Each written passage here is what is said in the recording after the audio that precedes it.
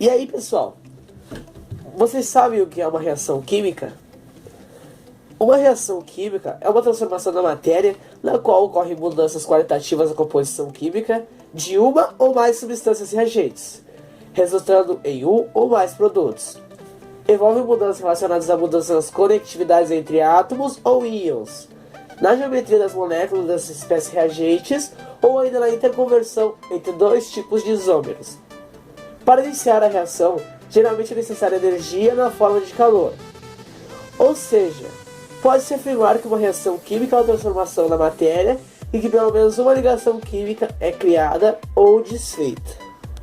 Para quem não sabe, ligações químicas são uniões estabelecidas entre átomos para formarem moléculas, ou no caso de ligações iônicas ou metálicas, aglomerados atômicos organizados de forma a constituir a estrutura básica de uma substância ou composto. Na natureza, por exemplo, inicia por volta de uma centena de elementos químicos, todo mundo sabe. Os átomos desses elementos químicos, ao se unirem, formam uma grande diversidade de substâncias. Um aspecto muito importante sobre a reação química é a conservação da massa e o número de espécies químicas microscópicas, os átomos e íons, presentes antes e depois da ocorrência da reação. O acontecimento de reações deve-se a fatores termodinâmicos e cinéticos. Termodinâmica é o ramo da física que estuda as causas e efeitos das mudanças na temperatura, pressão, volume e de outras grandezas termodinâmicas fundamentais em casos menos gerais em sistemas físicos em escala macroscópica. A termodinâmica estuda o movimento da energia e como a energia cria o movimento. Historicamente, a termodinâmica se desenvolveu para a necessidade de aumentar-se a eficiência das primeiras máquinas a vapor. Cinética. Nesse ponto, entre os fatores cinéticos. Para que uma reação ocorra, é necessário que antes os reagentes superem uma certa barreira de energia. E quanto maior for essa barreira, mais difícil será a reação ocorrer e mais lenta ela será.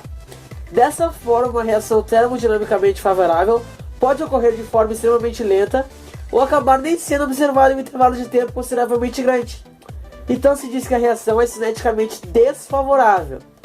Um bom exemplo disso é o carvão e o diamante, que são duas formas diferentes de carbono, alótropos. Em condições normais, a transformação de diamante a carvão é termodinamicamente favorável, porém cineticamente desfavorável, o que faz com que fosse necessário centenas ou milhares de anos para observar alguma mudança em um diamante.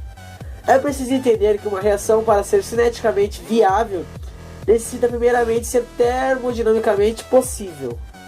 Agora que você já sabe o conceito de reações químicas e o que é ligação química, cinética e termodinâmica, vamos entender os tipos de reações químicas. As reações químicas podem ser classificadas de acordo com o número de reagentes e produtos em cada membro da equação química que representa a reação. O primeiro tipo de reações químicas é a reação de síntese, composição ou adição.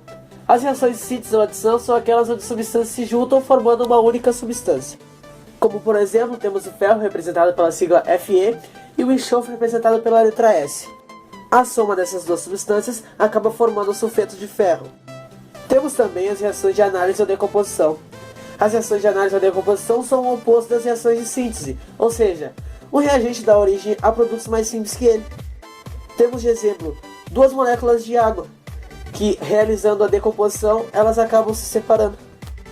Temos as reações de simples troca ou deslocamento. Nesse processo você deverá usar a tabela de reatividade dos metais. É muito simples. Você tem essa equação química. Como você pode observar, o C trocou de lugar. Então, CVB ligado a A aproxima-se e, sendo mais forte, desloca A e assume a ligação com B. Caso C não seja mais forte que A, nada acontece. Vou lhe dar outro exemplo. Você tem essa equação química. Nota-se que o potássio trocou de lugar com o cloro e, consequentemente, o iodo também trocou. Isso ocorreu pois, segundo a tabela de reatividade, um é mais forte que o outro. Agora temos uma das últimas e não menos importante reação, é a reação de dupla troca. Temos essa equação química. Certamente você já percebeu que o A trocou de lugar com o C.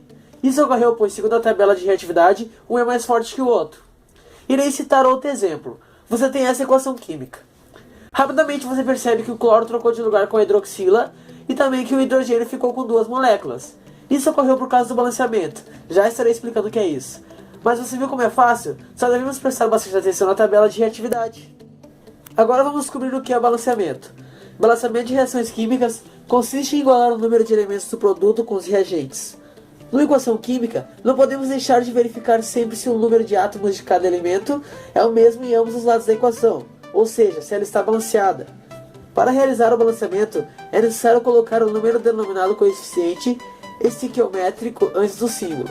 Observação: nunca se esqueça, quando o coeficiente de uma equação for igual a 1, não é preciso escrever. Temos este exemplo.